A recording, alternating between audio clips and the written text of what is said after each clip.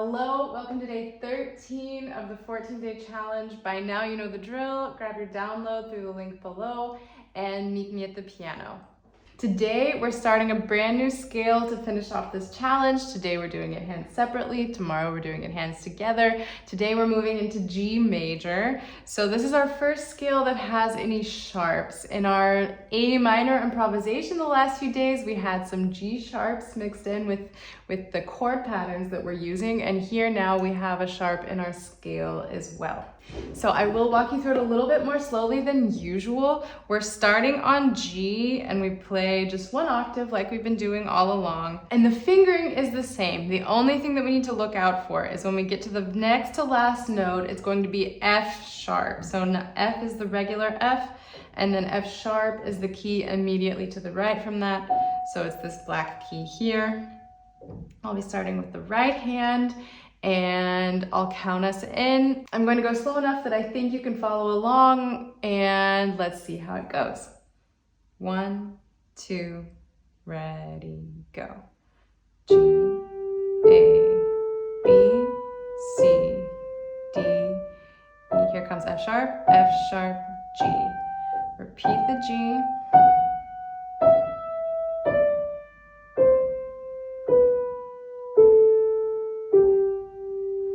And then the left hand does exactly the same thing. We have our next to last note is F sharp. Besides that, it's all familiar territory. 1, 2, ready, go.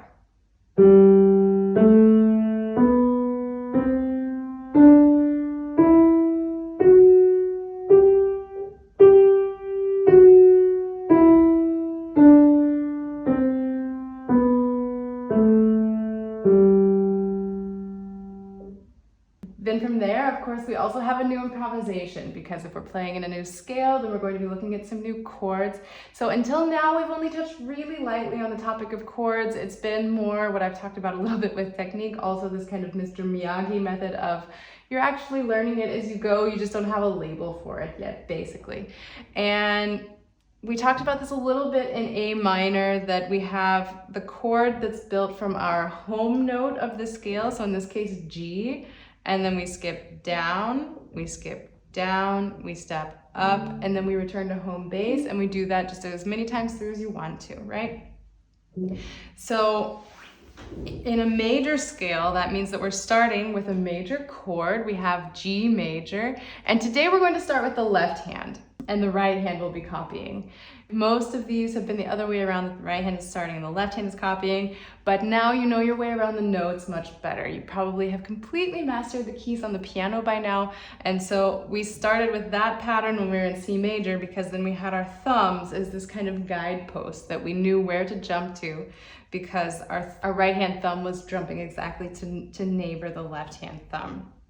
We don't necessarily need that guidepost anymore. So our first chord is a G major chord, G, B, D. And then when we skip down, it's a minor chord. This chord is called E minor, E, G, B, E, G, B. And you might notice this chord from our A minor improvisation, except there we had G sharp, which is what makes it major. When we have G natural, which means G without the sharp, it's E minor. And the next chord you're going to recognize too, because it's a C major chord, which we had, of course, in our C major improvisation.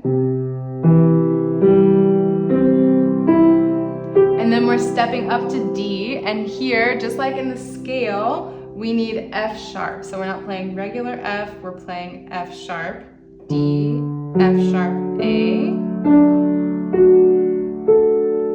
And I'll play that a couple times through for you so you can hear how it sounds. Feel free to play along. I'll take a relaxed tempo today, and let's see how it goes. 1, ready, go.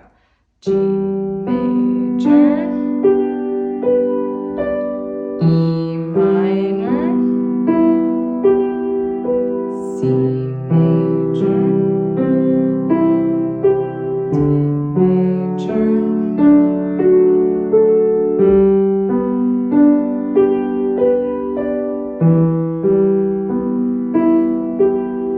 Beautiful.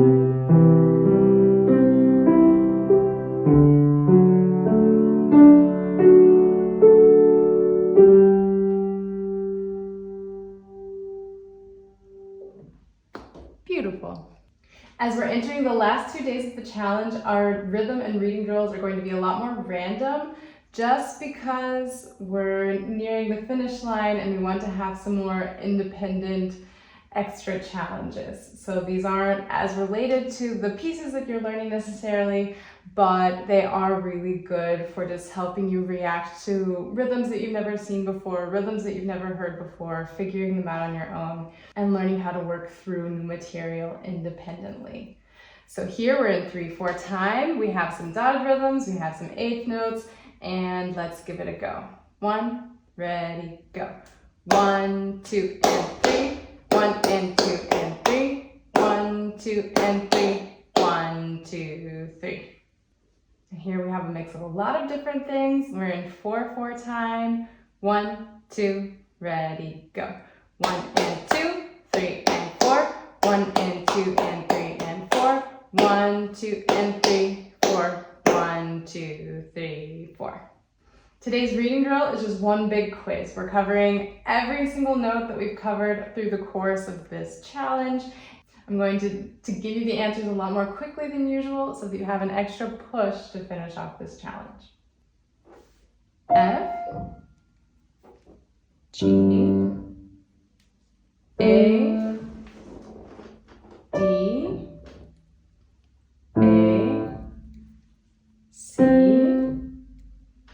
A, E, C, B,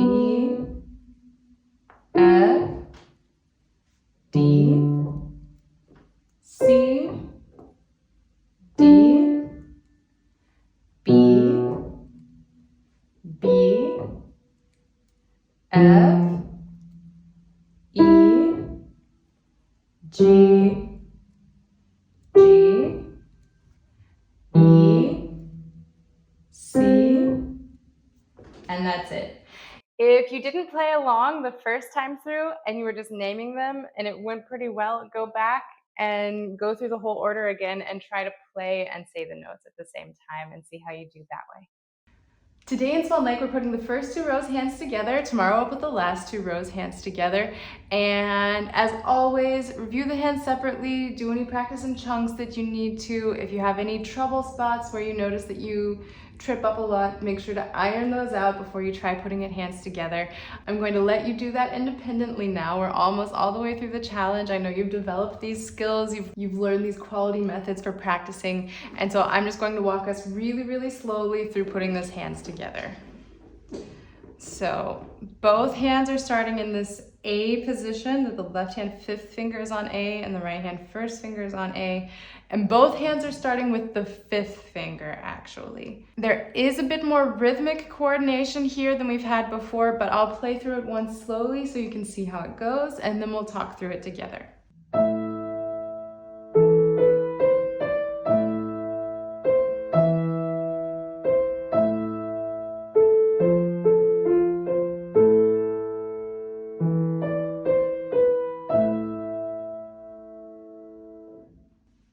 You probably noticed I did run into the beginning of the 2nd row, just like we've talked about in a few other places before. We want to be ironing out these transitions. It's really just one extra note, but by practicing that transition, by playing that one extra note in each chunk, it's really saving us a lot of time in the long run, because otherwise we have chunk, chunk, chunk, chunk, but then the transitions require a little more ironing out. And if we start that process now, it makes things much easier in the long run.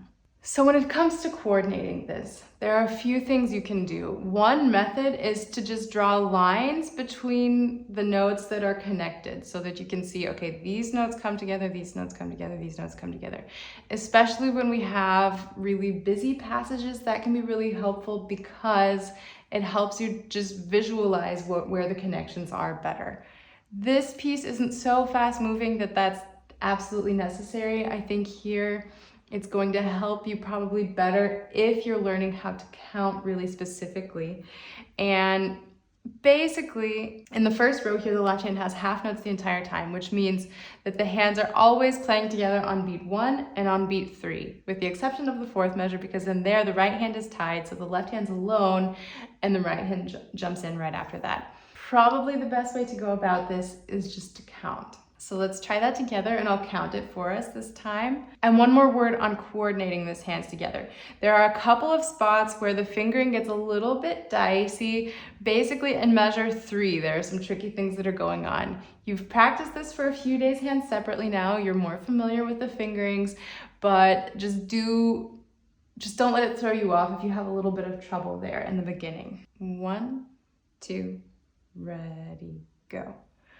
1, 2, 3, and 4, and 1, 2, and 3, 4, and 1, 2, and 3, and 4, and 1, 2, 3, and 4, and. So I'll show you measure 3 one more time, just in case that proves tricky for you. You have the fifth fingers play together. The right hand plays A alone with the thumb. The right hand slides over with 4 to C, and the left hand has to slide over to F with the thumb. 2, 1, and then here we switch to the third finger on C, and then the thumb plays the A at the same time that the left hand plays the A. 1, 2. We go back to E in the left hand, and then we land where we started at the very beginning. Then the second row, we've talked about this before, is exactly the same except for the last measure. So let's just go ahead and go nice and slow and give that a try as well. 1, 2, ready, go. 1, 2, 3, and 4, and 1, 2, and 3, 4, and 1, 2, and 3, and 4, and 1, 2, 3, 4. And that is probably a good idea to practice that transition as well. 1, 2, ready, go. 1, 2, 3, and 4, and 1, 2, and 3, 4, and 1, 2, and 3, and 4, and 1, 2, 3. Play the transition to the next line. 1, 2, 3. And there, we'll talk more about this tomorrow, but it's probably smart to crescendo there in the left hand so that it's really clear that the left hand is taking over the melody. So that when we arrive in the third row, that the left hand is actually louder than the right hand because the melody needs to be the loudest thing that we're playing. Yesterday we put the first 2 rows hands together in Scarborough Fair. I want you to keep practicing that. I want you to review each hand separately really quick before we dive in here, hands together. And today we're going to walk through the last 2 rows together. I expect you to practice the rest of it on your own. And then tomorrow we'll walk through the whole piece from start to finish, everything together. So in the third row, the left hand is starting, the right hand is holding from what we had before. So let's go ahead and prepare that A where we landed and just kind of hold it silently there in the right hand. And the left hand will start off for us. I'm going to play through the third row and the first measure of the next row so that we're always practicing those transitions. So we're holding our A, we have our fifth, 1, ready, go. 1, 2. 1, 2, 3, 1, 2, 3, 1, 2, 3, 1, 2. This is pretty straightforward. The left hand doesn't have anything too complicated. The right hand does have this transition, but I think we've had enough crossovers like that by this point between the scales and shifting positions with our improvisations and shifting positions in different songs. And we had something similar in What Shall We Do with the Drunken Sailor. I think it's probably pretty straightforward for you here. The other upside, the other thing that's nice is that the left hand doesn't have a whole lot happening there. Let's play through it once together as well. We have our A that we're holding from before. 1, 2, 3. 1, 2, 3. 1, 2, 3.